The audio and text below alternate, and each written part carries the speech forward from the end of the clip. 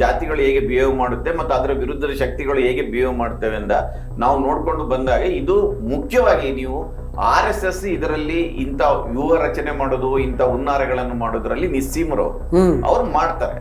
ಅವ್ರಿಗೆ ಅಂದ್ರೆ ಜಾತಿಯನ್ನು ಒಡೆದಾಕದಿದ್ರೆ ಅವ್ರಿಗೆ ಅವ್ರೆಲ್ರು ಈಗ ಐಂದ ಒಟ್ಟಾದ್ರೆ ಅದು ಐಂದ ಒಟ್ಟಾಗುದಂದ್ರೆ ಏನು? ಐಂದ ಒಟ್ಟಾಗುದಂದ್ರೆ ಇಡೀ ಸನಾತನ ಧರ್ಮಕ್ಕೆ ವಿರುದ್ಧವಾಗಿರುವಂತದ್ದು ಅದು, ಆಯ್ತಾ? ಇಡೀ ವೈದಿಕ ಧರ್ಮಕ್ಕೆ ವಿರುದ್ಧವಾಗಿರುವಂತದ್ದು. ಅದನ್ನು ಬೆಳಿಲಿಕ್ಕೆ ಬಿಡುದಿಲ್ಲ, ಅವರು ಯಾವಾಗ್ಲೂ ಬಿಡುದಿಲ್ಲ, RSS ಬಿಡುದಿಲ್ಲ, ಅವರ ಬುಡಕ್ಕೆ ಬರುತ್ತೆ. ಅದರಿಂದ ಇದೇ ನೋಡಿ, ಇದನ್ನ ನನ್ನ ಪ್ರಕಾರ ಬರೀ ಸಮಾಜ ಅಲ್ಲ, ನನ್ನ ಪ್ರಕಾರ ಸಿದ್ದರಾಮಯ್ಯನವರು ಮತ್ತು ಜಾರಕಿಹೊಳಿ ಅವರು ಕೂಡ ಕೂತ್ ಮಾತಾಡ್ಬೇಕು, ಅವರ ಫಾಲೋವರ್ಗಳಿಗೆ ಹೇಳಬೇಕು.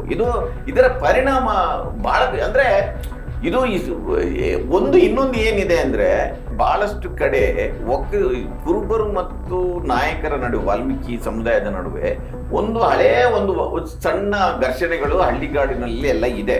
ಅದು ಕನಕನ ಬಗ್ಗೆನೂ ಇರ್ಬೋದು, ಈ ರೀತಿ ಒಂದು ಇದೆ.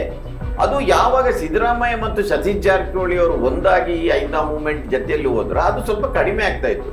ಈಗ ಅದಾದ್ರೆ ಜನ ತಳಮಟ್ಟದಲ್ಲಿ ಆ ರೀತಿಯ ಒಂದು ಸ್ವಲ್ಪ ವೈಷಮ್ಯಗಳಿದೆ.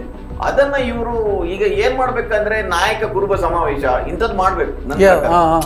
ಈಗ ಮಾಡ್ಬೇಕೇನಂದ್ರೆ ಈ ಯಾವಾಗ್ಲೂ ಹಂಗೇನೆ, ನಾವು ಹಿಂದೂ ಸಮಾಜೋತ್ಸವ ಮಾಡಿದ್ರೆ ಅದು ವರ್ಕ್ ಆಗುದಿಲ್ಲ. ಈಗ ಹಿಂದೂಗಳಿಗೂ ಮುಸ್ಲಿಮರಿಗೂ ಅಂತ ಮಾಡಿದ್ರೆ ಆಗುದಿಲ್ಲ. ಅಂದ್ರೆ ಈಗ ಬಿಲ್ ಅವರದ್ದು ಮತ್ತು ಮುಸ್ಲಿಮರದ್ದು ಸಮಸ್ಯೆ ಇದ್ರೆ ಬಿಲ್ಲವ ಮುಸ್ಲಿಂ ಸಮಾವೇಶ ಆಗ್ಬೇಕು. ಸೊ ಇಲ್ಲಿ ನಾಯಕರು ಮತ್ತು ಕುರುಬರದ್ದು ಇವರೊಂದು ಸಮಾವೇಶ ಮಾಡಿ ಅದನ್ನ ಆ ವೈಮನಸ್ಸನ್ನ ತೆಗಿಲಿ. ಅಂದ್ರೆ ಈ ಪ್ರಯತ್ನವನ್ನ ತಡೆಯುವ ಪ್ರಯತ್ನ ಮಾಡಿದ್ರೆ ಮಾತ್ರ ಇದು ಅನುಕೂಲ.